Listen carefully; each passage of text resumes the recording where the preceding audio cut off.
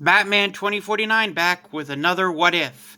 This is part 2 to What If Goku and Gine left Planet Vegeta. Now, Goku's part will be in part 3. This is what happens to Gine when she lands on Yardrat. As we get there, Gine has landed. Her pod is destroyed. The Yardratians have accepted her as one of their own. They trained her and trained her and trained her. She learns every skill they have, past and present. She has become strong. She trains with the elders. She trains with the strongest people on the planet. She has achieved False Super Saiyan 1, Grade 2, 3, and 4. I'm not going to give her Super Saiyan 2 just yet, but let's state her power level is equal to Goku's at the beginning of the Future Trunks saga. Now with that out of the way, let us begin, shall we? Gine has pondered over the death of Bardock and the survival of her son, Raditz, and Goku, who she knows is Kakarot. One day, while she was training, she heard a voice. "You, Gine! You're the mother of that boy Kakarot, aren't you?" She hears this voice, but she has no idea who it is. She listens and says with her mind, "Yeah, that's me. What do you want?" "My name is King Kai. Your boy has grown into quite the young man. I would like you to come train on my planet. But I don't know how to get you there." She says, "I do. Power up as high as you can, and I'll sense your power level and teleport there." "Ah, you landed on Yardrat." "Indeed I did." "Very well." So she powers up, and so does he. She lands on King Kai's world and collapses straight to the ground, but stands up immediately, brushes it off, and says, "Whew, man, don't want to get this outfit dirty." He says, "Wow." She said, "Well, when you live on Planet Vegeta for so long, you kind of get used to the 10 times gravity." Gine stays there for 5 years and trains and trains and trains. She masters Kaioken, Spirit Bomb, Wrathful Form, and even gets Super Saiyan 1, 2, 3, and Grade 4. Well, I said that wrong. Super Saiyan 1, Grades 2, 3, and 4, which is the full power form. She trains and trains, and then out of the blue, King Kai goes, "Huh?" He goes over. The antennas above his head start twitching. She's like, "Master, what's wrong?" "Your boy. He just achieved Super Saiyan." I knew Raditz would one day." "Not Raditz. Kakarot just achieved Super Saiyan? But how?" "A catalyst. Your boy just unlocked the legendary Super Saiyan form." "Are you sure?" "Yeah, I'm sure, all right." "Wow. Way to go, Kakarot." I'm sure he doesn't go by that name on Earth. "Oh, he does. He remembers." My boy. So she gets to training with King Kai, going back and forth, strength, power, you name it. She's heard King Kai mention that Goku learned from Master Roshi a technique called the Kamehameha. Gine figures, what if she could combine the Kamehameha with Bardock's technique? So she comes up with an attack called the one-handed Kamehameha.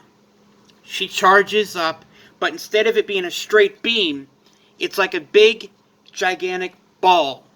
Like a spirit bomb, but the only way to charge it is she has to say the Kamehameha. She fires it, and it's so powerful. One day, while training, out of the blue, she feels a presence she hasn't felt in years.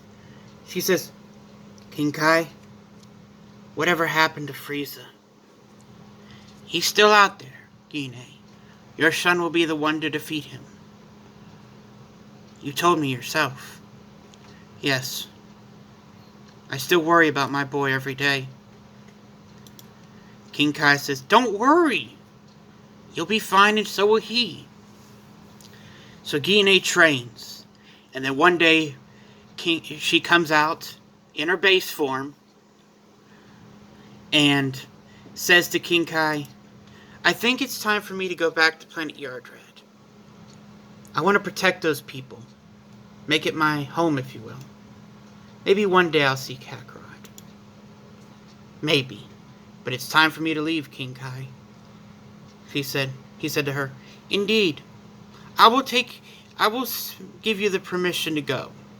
Just so as you know, you're more than welcome to come back anytime. Farewell, Master. She leaves with a newfound respect for the old man.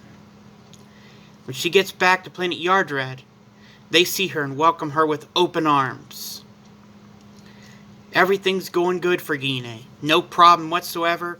She's become the strongest woman in Dragon Ball so far.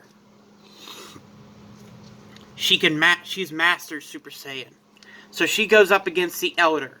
But she says to the Elder, Listen, I want to go up against your strongest fighter.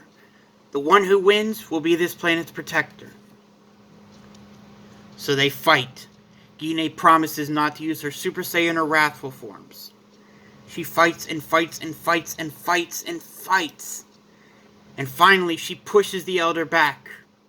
And she says, Do you yield? He's laughing and says, You've trained well and you've become strong, my friend. I concede. So Gine becomes that planet's facto leader and protector. So, Gine, Goku's mother, misses everyone on her family. She knows that Kakarot is alive, that Raditz is alive. But she wonders. And she starts to think. Wonder whatever happened to Turles. That boy was always a hard head. But there's nothing I could do about it. He said he didn't want to have anything to do with me and Bardock, so what are you going to do? Anywho, Gine decides that she wants to master, and I'm talking master, Super Saiyan to the point where it is her base power. So for 1 year, no, I didn't stutter. I said it. For 1 full year, Gine chooses to stay in Super Saiyan 1. Even when she's sleeping, when she's eating, when she goes to take a shower, everything. Now, on Yardrat, we have come to the equivalent of where Kakarot defeated King Piccolo. She has discovered Super Saiyan 2, but she chooses not to use it. Not yet, anyways. And we end this part off with a mysterious pod crash landing on Yardrat. And before you say anything, no, it is not the Ginyu Force. We leave this part off with Gine jumping back. The pod opens and she goes, You're alive? And that is where we leave this part. Till next time, Kamehameha bye. May the power protect you always. Never forget, it's your move. And may the Force be with you. Always.